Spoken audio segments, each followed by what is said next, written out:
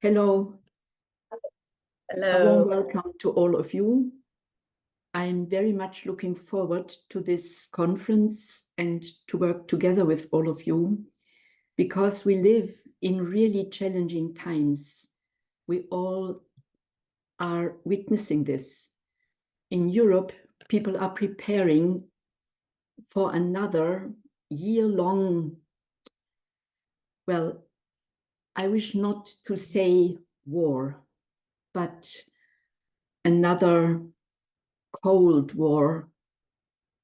So we have not yet learned the lesson from 2 world wars in the last century. And that is something which affects many people in Europe.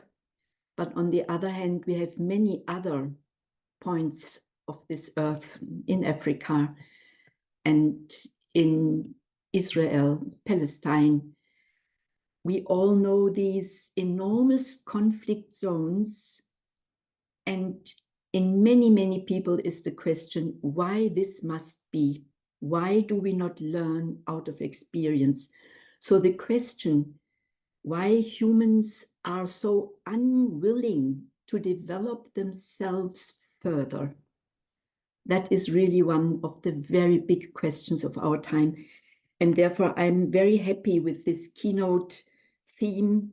We all want, to a certain extent, to integrate in our workshops and in the whole conference mood towards individual development and social community building. This is, in other words, I want to learn out of my experience and not repeat, for example, horrible violence or battles or shoutings or aggressions when I have realized it does not serve humanity. It will not solve any problem. When after a war, a sort of peace is made, this is mostly the fundament for the next war, because a war will never lead to peace. And this is a very important lesson out of history. And I was so privileged before I did medicine to study history. I wanted first to become a Waldorf teacher. So I'm so worried about this unwillingness, also in an historical dimension, to learn out of experience. And in all our schools, history is a neglected subject, less and less. And other topics like ethics or politics or democratic systems, political systems, social schooling, and so on. Yeah, that's also important. But if it's not based on the fundament of learning out of individual and collective experiences, we will not really reach new ground.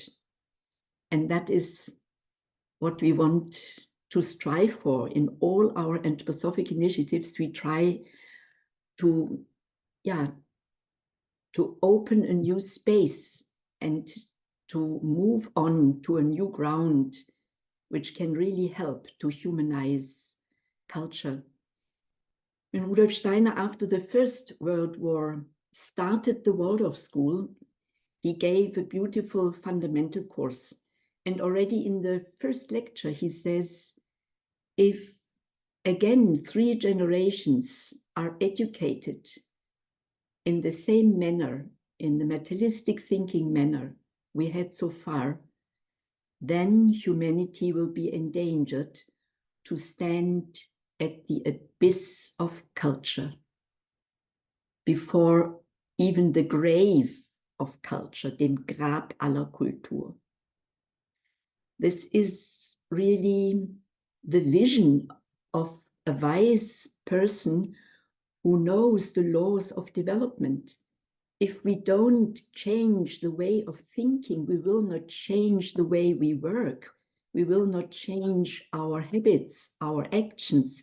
We will repeat and repeat the same if we get stuck in a certain way of thinking. But on the other hand, materialistic thinking is a huge gift for humanity. We all know this. It makes us free from any authority. It gives us, for the first time in mankind's history, this beautiful feeling, I am free to give myself the appropriate orientation between the possibility of a spiritual or religious worldview or of a transhumanistic worldview. There are many people who are eager to become most intelligent machines, to optimize themselves with digital tools. They do not want to develop, they develop technology to optimize themselves. Yeah. And to experience this freedom, that is, of course, why materialism is part of humanity's history.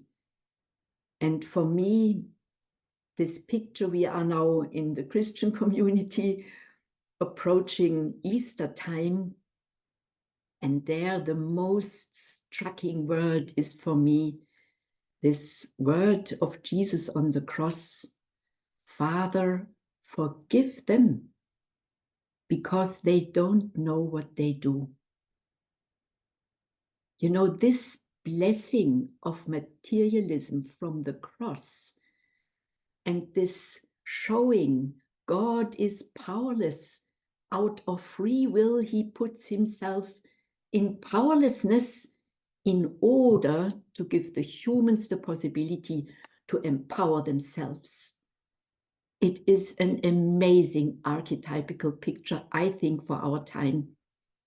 We live in a real Easter mood. Will it go downwards more and more towards destruction and death? Or are we enough people who are highly motivated to give enlivening, productive, creative impulses for a new, for a turning towards worshipping life, healing the earth, forming communities, striving for peace, learning about the conditions under which peace can arise? That is a big question. It's easy to say what are the conditions to make war. You just need an enemy and enough resources and a lot of power, and then you can go ahead. No much intelligence is necessary for that, and you have not to transform. But when you ask for conditions of peace, that is really an issue. And I hope that our conference will really get this, that when we leave this conference, we are not only encouraged for our daily work and have maybe new friends and some new aspects, how to deepen and how to make our work even more effective and more friendly, but that we go as experts of peacemaking out of that conference. That would really be my biggest wish. And in this direction, I will prepare myself. And I'm really looking forward meeting all of you and close my little keynote remark with this heartfelt wish.